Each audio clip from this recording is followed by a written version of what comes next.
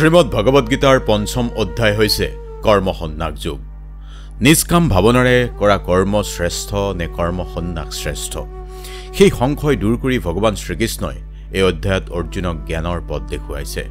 কৰ্মসন্ন্যাস যোগ মানে কাম ত্যাগৰ যোগ, ত্যাগ বা সন্ন্যাস আৰু নিস্বাৰ্থ কৰ্মৰ মাজত যি দ্বিধা দ্বন্দ্ব, সেই দ্বিধা দ্বন্দ্বৰ মাজত সোমাই পৰা অৰ্জুনক ভগৱান শ্ৰীকৃষ্ণই কৈছিল দুয়োটা পথেই কেনেকৈ মুক্তিৰ চূড়ান্ত লক্ষ্যলৈ লৈ যায় বা মুক্তিৰ পথ সূচনা কৰে, কিন্তু নিস্বাৰ্থ কাৰ্যৰ পথ অধিক উচ্চ আৰু ব্যৱহাৰযোগ্য। পূৰ্বৰ 4টা অধ্যায়ত অৰ্জুনে ত্যাগৰ পথ আৰু যোদ্ধা হিচাপে নিজৰ কৰ্তব্য পালন কৰাৰ মাজত দ্বিধাগ্ৰস্ত হৈ পৰিছিল। এই অধ্যায়ত স্পষ্ট কৰা হৈছে যে প্ৰকৃত ত্যাগ কেৱল কাৰ্যৰ পৰা বা কৰ্মৰ পৰা বিৰত থকা নহয়, বৰঞ্চ কাৰ্যৰ ফলৰ পৰা বিচ্ছিন্নতাহে।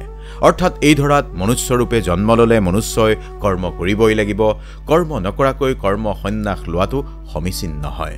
কৰ্ম সন্ন্যাস যুগৰ মৰ্মটো হ'ল ফলাফলৰ প্ৰতি আকৰ্ষিত নোহোৱাকৈ ঈশ্বৰৰ ওচৰত আত্মসমৰ্পণৰ মনোভাৱেৰে কৰ্তব্য পালন কৰিব লাগিব। আপুনি মই মানুহ হিচাপে জন্ম লৈছোঁ। মানুহ হিচাপে জন্ম লোৱাৰ অৰ্থ খুবেই বিশাল। আৰু এই অধ্যায়ৰ আৰম্ভণিতেই কুন্তীপুত্ৰ অৰ্জুনে ভগৱান শ্ৰীকৃষ্ণক নিস্বাৰ্থ কাৰ্যৰ পথত ত্যাগৰ শ্ৰেষ্ঠত্বৰ বিষয়ে প্ৰশ্ন কৰিছিল। ভগৱান শ্ৰীকৃষ্ণই উত্তৰ দি কৈছিল দুয়োটা পথেই শেষত মুক্তিৰ পিনেই ধাৱমান হয়, কৰ্মযোগ বা নিস্বাৰ্থ কাৰ্যৰ পথলৈ লৈ যায়।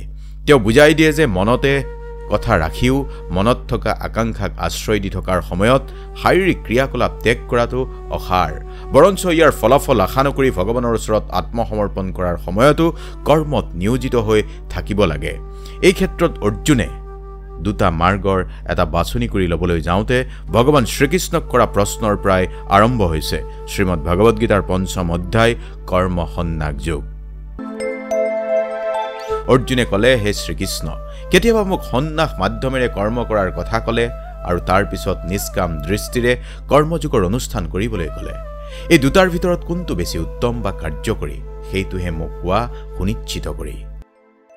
পৰমেশ্বৰ ভগৱানে তেতিয়া ক'লে, কৰ্মত্যাগ বা সন্ন্যাস মাধ্যমেৰে কৰা কৰ্ম অৰ্থাৎ জ্ঞানযোগ আৰু নিষ্কাম ভাৱনাৰে কৰা কৰ্মযোগ দুয়োটাই মুক্তিদায়ক পৰম শ্ৰেয়, কিন্তু এই দুটাৰ মাজত কৰ্মযোগ কৰ্ম সন্ন্যাসতকৈ শ্ৰেয়। হে মহাবাহু, যিজনে তেওঁৰ কৰ্মফলৰ প্ৰতি দেশ কিম্বা আশংকা নকৰে তেওঁকেই নিত্য সন্ন্যাসী বুলি জানিবা। এনে ব্যক্তি দ্বন্দ্বৰহিত তথা পৰম সুখত কৰ্মবন্ধনৰ পৰা মুক্তি লাভ কৰে। অল্পজ্ঞ ব্যক্তিয়েহে কেৱল সাংখ্যযোগ আৰু কৰ্মযোগক পৃথক পৃথক পদ্ধতি বুলি প্ৰকাশ কৰে। পণ্ডিতসকলে সেই কথা নকয়, দুয়োটাৰ মাজত যিকোনো এটা সুস্থ ৰূপত প্ৰতিষ্ঠা কৰিলে ভাল হয়। যিসকলে জানে যে সাংখ্যযোগৰ ফলত গতি লাভ হয়, কৰ্মযোগৰ ফলতো সেই গতি প্ৰাপ্ত কৰিব পাৰি আৰু সেয়েহে তেওঁ সাংখ্যযোগ আৰু কৰ্মযোগক একেটাই বুলি জানে, অৰ্থাৎ তেওঁই যথাৰ্থ তত্ত্ব স্ৰষ্টা দ্ৰষ্টা। হে মহাবাহু, কৰ্মযোগত নিষ্কাম কৰ্মযোগৰ আচৰণ নকৰাকৈ কেৱল কৰ্ম ত্যাগৰূপ সন্ন্যাস দুখজনক। কেৱল যোগৰ আচৰণ আৰম্ভণিৰে প্ৰায় নহ'ল তেতিয়া অসম্ভৱ হৈ পৰে। সেইকাৰণেই যুগযুক্ত মুনিয়ে অৰ্থাৎ ভগৱত স্বৰূপৰ মনন কৰা মুনিয়ে যাৰ মনেৰে সৈতে ইন্দ্ৰিয়বোৰ মৌন হৈ আছে, নিষ্কাম কৰ্মযোগৰ আচৰণ কৰি শীঘ্ৰেই পৰম ব্ৰহ্মক পৰম আত্মাক লাভ কৰিব পাৰে। এই ক্ষেত্ৰত আপোনাক অলপমান ব্যাখ্যা কৰিছোঁ। ভগৱান শ্ৰীকৃষ্ণই জোৰ দি কৈছে যে প্ৰকৃত ত্যাগী মানে কেৱল সকলো সাংসাৰিক কাৰ্যকলাপ ত্যাগ কৰা নহয়, বৰঞ্চ মোহ নোহোৱাকৈ নিজৰ কৰ্তব্য পালন কৰা এজনহে। অৰ্থাৎ কৃষ্ণ ভাৱনাত যুক্ত হ'বলৈ সংসাৰ ধৰ্ম ত্যাগ কৰাৰ প্ৰয়োজন নাই।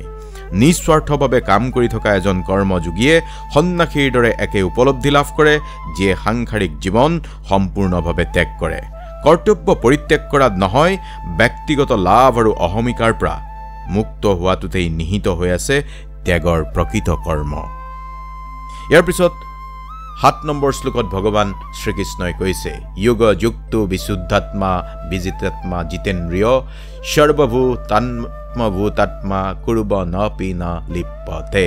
অৰ্থাৎ ইয়াত বিশুদ্ধাত্মা বিজিতাত্মা জিতেন্দ্ৰিয় অৰ্থাৎ বিশুদ্ধাত্মা বিশেষভাৱে যাৰ অন্তৰকৰণ শুদ্ধ হৈছে, বিশুদ্ধ আত্মাত পৰিণত হৈছে, বিজিতাত্মা যিয়ে শৰীৰক বিশেষভাৱে জয় কৰিছে, জিতেন্দ্ৰিয় যিয়ে ইন্দ্ৰিয়সমূহক জয় কৰিছে, সেই পুৰুষ সৰ্বভূত শুদ্ধাত্মা ভূতাত্মা মানে সম্পূৰ্ণ ভূত প্ৰাণীৰ আত্মাৰ মূল পৰমাত্মাৰ লগত লীন হৈ যোগযুক্ত হৈছে তেওঁ কৰ্ম কৰিও কৰ্মলিপ্ত নহয় সহজ ভাষাত ক'বলৈ গ'লে যোগযুক্ত জ্ঞানী যাৰ বিশুদ্ধ বুদ্ধি নিকা মন বা চিত্ত যিজন জিতেন্দ্ৰিয় তথা সমস্ত জীৱৰ অনুৰাগ ভাজন হৈ সকলো কৰ্ম কৰিও সেই বিষয়ত লিপ্ত নাথাকে সেই পুৰুষৰ কথা 7 নম্বৰ শ্লোকত কোৱা হৈছে তেতিয়া প্ৰশ্নটো হ'ল কৰ্ম কৰিও কৰ্মত লিপ্ত নোহোৱাকৈ কেনেকৈ থাকে উত্তৰটো আছে পৰৱৰ্তী 8 আৰু 9 নম্বৰ শ্লোকত চিন্ময় চেতনাত অধিষ্ঠিত ব্যক্তি দৰ্শন শ্ৰৱণ স্পৰ্শ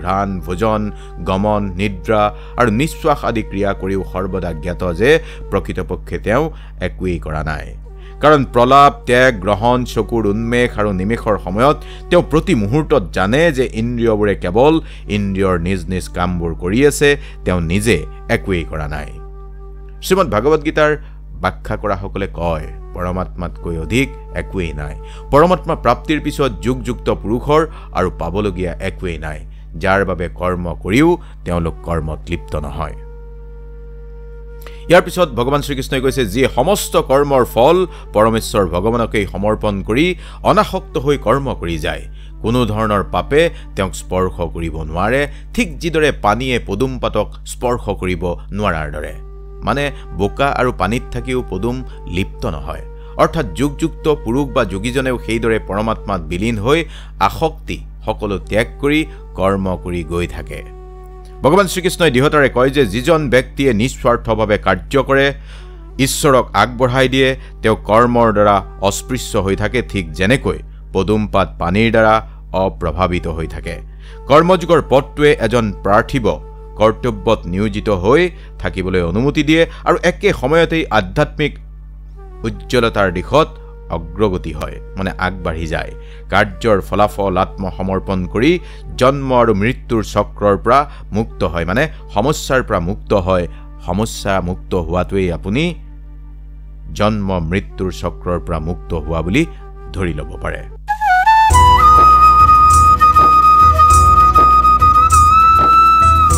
শ্ৰীমদ ভাগৱত গীতাৰ 5ম অধ্যায়ৰ অৰ্থাৎ কৰ্ম সন্ন্যাস যুগৰ অন্যতম মূল শিক্ষা হৈছে সমতা ভগৱান শ্ৰীকৃষ্ণই বুজাইছে যে এজন বাস্তৱায়িত আত্মাই বিদ্বান ব্ৰাহ্মণ গৰু হাতী কুকুৰ বা যিকোনো লোকৰ মাজত পাৰ্থক্য দেখা নাপায় এনে ব্যক্তিয়ে সকলো সত্তাতেই ঈশ্বৰৰ উপস্থিতি অনুভৱ কৰে বস্তুগত পাৰ্থক্য অতিক্ৰম কৰে সমতাৰ এই দৃষ্টিভংগীৰ ফলত আভ্যন্তৰীণ শান্তি আৰু সাংসাৰিক মোহৰ পৰা স্বাধীনতাৰ সৃষ্টি হয় যোগীসকলে কৰ্মফলৰ আসক্তি ত্যাগ কৰি আত্মশুদ্ধিৰ বাবে কাম কৰি যায় দেহ মন বুদ্ধি আনকি ইন্দ্ৰিয়ৰ দ্বাৰাও কৰ্ম কৰে যোগীয়ে কৰ্মফল ত্যাগ কৰি পৰম শান্তি লাভ কৰে অৰ্থাৎ পৰমাত্মাক লাভ কৰে কিন্তু সকাম কৰ্মী কৰ্মফলৰ প্ৰতি আসক্ত হৈ কৰ্ম কৰাৰ ফলত কৰ্মৰ বান্ধনত আবদ্ধ হৈ পৰে অৰ্থাৎ অযোগীসকলৰ শেষ পৰ্যন্ত কামনা বাসনা জাগৃত হৈ থাকে বা কামনা পুহি ৰাখি কৰ্ম বন্ধনত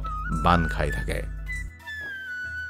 বাহিৰত সমস্ত কাৰ্য কৰিও মনৰ দ্বাৰা সমস্ত কৰ্ম ত্যাগ কৰি জীৱদেহৰ নদাৰ বিশিষ্ট দেহৰূপ গৃহত পৰম সুখত বসবাস কৰি থাকে তেওঁ নিজে একোকে নকৰে তথা অন্যৰ দ্বাৰাও একো নকৰায় অৰ্থাৎ যি পুৰুষে সম্পূৰ্ণ নিজৰ বশত আছে যি শৰীৰ মন বুদ্ধি আৰু প্ৰকৃতিত সংপৃক্ত হৈ থাকিও নিজে একো নকৰি বা কাৰো দ্বাৰা একো নকৰাকৈ স্থিত হৈ আছে জীৱদেহত থকা নদাৰ মানে দুটা কাণ দুটা চকু দুটা নাকৰ ছিদ্ৰ এখন মুখ প্ৰস্ৰাৱদ্বাৰ মলদ্বাৰ মিলাই 9খন দুৱাৰ থকা দেহত সকলো কৰ্ম ত্যাগ কৰি সঁচা অৰ্থত স্থিৰ বা স্থিত হৈ থাকিব পাৰে দেহৰূপ নগৰীৰ প্ৰভু জীৱ কৰ্মৰ সৃষ্টি নকৰে তেওঁ অন্যৰ দ্বাৰাও একো নকৰায় তেওঁ কৰ্মৰ ফলো সৃষ্টি নকৰে এই সকলো হয় জড় প্ৰকৃতিৰ গুণৰ ফলতহে পৰমেশ্বৰ ভগৱানে জীৱৰ পাপ পুণ্য একোৱেই গ্ৰহণ নকৰে অজ্ঞানীৰ দ্বাৰা প্ৰকৃত জ্ঞান আবৃত হোৱাৰ ফলত জীৱসমূহ মোহাচন্ন হৈ পৰে অৰ্থাৎ অজ্ঞানতাৰ আন্ধাৰে যেতিয়া মনুষ্যক আৱৰি ৰাখে তেতিয়া পাপ কৰ্মত লিপ্ত হয় মোহাচন্ন হয় মোহৰ বশৱৰ্তী হয় তাৰ পিছত ভগৱান শ্ৰীকৃষ্ণই কৈছে জ্ঞানৰ প্ৰভাৱত যিসকলে অজ্ঞানতা দূৰ কৰিব পাৰিছে আৰু যিয়ে জ্ঞান অৰ্জন কৰিছে তেওঁৰ সেই জ্ঞানে সূৰ্য সদৃশ সেই পৰম তত্ত্ব পৰমাত্মাৰেই প্ৰকাশক।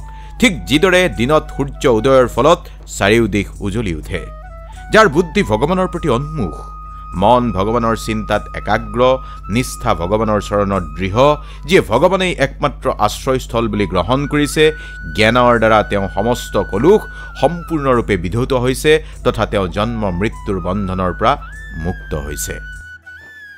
জ্ঞানবান পণ্ডিতসকলে বিদ্যা বিনয় সম্পন্ন ব্ৰাহ্মণ, গৰু, কুকুৰ, হস্তি, চণ্ডাল সকলোৰে প্ৰতি সমান মৰমীয়াল হয়, কাৰোৰে প্ৰতি হীনভাৱ নাৰাখে। ভগৱান শ্ৰীকৃষ্ণই বৰ্ণনা কৰিছে যে ইচ্ছা আৰু মোহৰ পৰা মুক্ত হোৱা ব্যক্তিয়ে আভ্যন্তৰীণ আনন্দ আৰু শান্তি বিচাৰি পায়। এই কথাটোকে আপোনাক কৈছোঁ, যেতিয়া আপোনাৰ কোনো বাসনা নাথাকিব, যেতিয়া আপোনাৰ কোনো ইচ্ছা নাথাকিব, হেঁপাহ নাথাকিব, এই হেঁপাহ আৰু মোহৰ পৰা যেতিয়া মুক্ত হ'ব, তেতিয়া শৰীৰৰ অভ্যন্তৰত, মনৰ অভ্যন্তৰত আপুনি শান্তি আৰু আনন্দ অনুভৱ কৰিব পাৰিব। যিজনক বস্তুগত সুখৰ পৰা বিচ্ছিন্ন বা বাহ্যিক পৰিস্থিতিৰ দ্বাৰা প্ৰভাৱিত নহৈ আত্ম অভিনিষ্ঠাত ঈশ্বৰীয় আনন্দৰ অভিজ্ঞতা লাভ কৰে, এনে সত্তাই ব্ৰাহ্মণ স্থিতি লাভ কৰে। বিশুদ্ধ চেতনা আৰু অনন্ত সুখৰ অৱস্থা, যি স্থিতি হৈছে ব্ৰাহ্ম স্থিতি বা ব্ৰাহ্মী স্থিতি। যাৰ মন সাম্যত অৱস্থিত হৈছে বা সমত্বপ্ৰাপ্ত হৈছে, তেওঁলোকে ইহলোকতেই জন্ম মৃত্যুৰ সংসাৰ জয় কৰিছে, তেওঁলোক ব্ৰহ্মাৰ দৰে নিৰ্দোষী, সেয়ে তেওঁলোক ব্ৰহ্মতেই অৱস্থিত হৈ আছে। এই ব্ৰহ্মত্ব প্ৰাপ্তি অৰ্থাৎ ব্ৰাহ্মী স্থিতি কি 20 নম্বৰ শ্লোকত বুজাই দিছে ভগৱান শ্ৰীকৃষ্ণই। কি কৈছে ভগৱানে? যি ব্যক্তিয়ে প্ৰিয় কোনো বস্তুৰ প্ৰাপ্তিৰ ফলতো উৎফুল্লিত নহয় আৰু অপ্ৰিয় বস্তুৰ প্ৰাপ্তিৰ ফলতো বিচলিত নহয়, যাৰ বুদ্ধি স্থিৰ, মোহশূন্য, ভগৱত তত্ত্ববিদ, তেওঁ ব্ৰহ্মতেই অৱস্থিত। মানে স্থিৰ বুদ্ধি, সংশয় ৰহিত, ব্ৰহ্মৰ লগত সংযুক্ত পুৰুষ সদায় ব্ৰহ্মতেই স্থিত হৈ থাকে। তেনে ব্ৰহ্মস্থিত পুৰুষে কোনো ধৰণৰ জড় ইন্দ্ৰিয় সুখ ভোগৰ প্ৰতি আকৃষ্ট নহয়, তেওঁ প্ৰকৃত সুখ লাভ কৰিবলৈ সক্ষম হয়। ব্ৰহ্মত যুক্ত হৈ তেওঁ অক্ষয় সুখ লাভ কৰে। বিবেকবান পুৰুষে দুখৰ কাৰণে ইন্দ্ৰিয়জাত বিষয়ভোগত আসক্ত নহয়। হে কন্তেয়, এনেধৰণৰ সুখভোগ আদি অন্তবিশিষ্ট, সেয়েহে জ্ঞানী লোকে ইয়াত সুখ শান্তি লাভ নকৰে। ভগৱান শ্ৰীকৃষ্ণই ইয়াৰ পিছত আৰু কৈছে, এই দেহ ত্যাগ কৰাৰ পূৰ্বে যিয়ে কাম ক্ৰোধৰ ঊৰ্ধত বেগ সহ্য কৰিবলৈ সক্ষম হয়, তেওঁই যোগী আৰু এই জগতত তেওঁই সুখী ব্যক্তি হয়। যিয়ে আত্মাতেই সুখ অনুভৱ কৰে, যিয়ে আত্মাতেই ক্ৰীড়াযুক্ত আৰু আত্মাই যাৰ লক্ষ্য, তেওঁই যোগী। তেওঁ ব্ৰহ্মত অৱস্থিত হৈ ব্ৰহ্ম নিৰ্বাণ লাভ কৰে। যিসকলে অটল বিশ্বাস আৰু ভক্তিৰে ঈশ্বৰৰ ওচৰত আত্মসমৰ্পণ কৰে, আত্ম অনুশাসন আৰু ধাৰ্মিকতাৰ অভ্যাস কৰে, তেওঁলোক সকলো পাপৰ পৰা মুক্ত হয় আৰু মুক্তি লাভ কৰে। ভগৱান শ্ৰীকৃষ্ণই অৰ্জুনক আত্মনিয়ন্ত্ৰণ, আভ্যন্তৰীণ জ্ঞান আৰু নিজৰ সম্পৰ্কে বাস্তৱ ধাৰণা লৈ চূড়ান্ত লক্ষ্যত উপনীত হ'বলৈ হ'লে ভক্তি ভৰা মনোভাৱ ৰাখিবলৈ আহ্বান জনাইছে। ভগৱান শ্ৰীকৃষ্ণই আৰু কৈছে, সংযত চিত্ত সমস্ত জীৱৰ কল্যাণৰত তথা সংশয় ৰহিত নিষ্পাপ ঋষিগণে ব্ৰহ্ম নিৰ্বাণ লাভ কৰে। অৰ্থাৎ কোনে কোনে এই সুখ অনুভৱ কৰে, কেনেকুৱা ধৰণৰ ব্যক্তিয়ে সুখ ভোগ কৰে, সেই কথাও ভগৱান শ্ৰীকৃষ্ণই বুজাই কৈছে।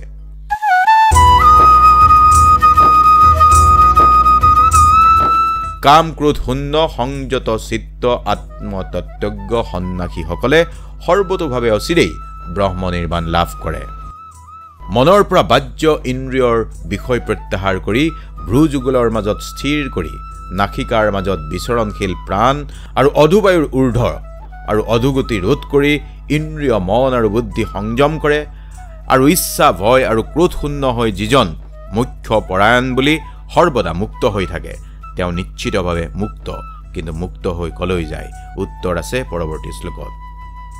সেই মুক্ত পুৰুষে মোক সমস্ত যজ্ঞ আৰু তপস্যাৰ পৰম ভোক্তা, সৰ্বলোকৰ মহেশ্বৰ আৰু সমস্ত জীৱৰ সুহৃদৰূপে জানি যোগীসকলে জড় জগতৰ দুখ দুৰ্দশাৰ পৰা মুক্ত হৈ শান্তি লাভ কৰে।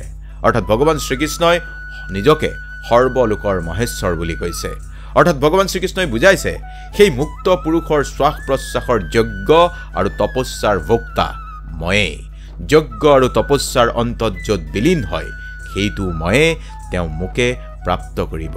যজ্ঞৰ অন্তত যাৰ নাম শান্তি সেইটো মোৰেই ৰূপ মুক্ত পুৰুষে মোক জানি মোকেই প্ৰাপ্ত কৰে সেয়াই শান্তি যেনেকৈ মই ঈশ্বৰৰ ঈশ্বৰ মহেশ্বৰ তেওঁ তেনেকৈ মুক্ত হৈ মোৰেই অংশ হৈ পৰে বা মোৰেই অংশ হৈ যায় সফলতা বা বিফলতাৰ প্ৰতি থকা মোহ নোহোৱাকৈ তেওঁলোকৰ দায়িত্ব তেওঁলোকে পালন কৰা উচিত মানে মনুষ্যই দায়িত্ব পালন কৰা উচিত এই মানসিকতা যদি মনুষ্যই ৰাখে তেনেহলে মানসিক চাপ আৰু উদ্বেগ কমিব সকলো সত্তাতেই ঈশ্বৰৰ উপস্থিতি স্বীকাৰ কৰি এজনে মমতা সহনশীলতা আৰু নম্ৰতা ধাৰণ কৰি এই ধৰাতেই সকলো সমস্যাৰ পৰা মুক্ত হৈ অক্ষয় সুখ ভোগ কৰিব পাৰে অৰ্থাৎ ভগৱান শ্ৰীকৃষ্ণই কৰ্ম সন্ন্যাস যোগৰ মাধ্যমেদি কোন সকল লোকে ইহ সংসাৰতেই সুখ ভোগ কৰিব পাৰে সেই কথা বৰ সুন্দৰকৈ বুজাই কৈছিল কুন্তীপুত্ৰ অৰ্জুনক গতিকে আপুনি যদি সুখ ভোগ কৰিব খুজিছে আপুনি যদি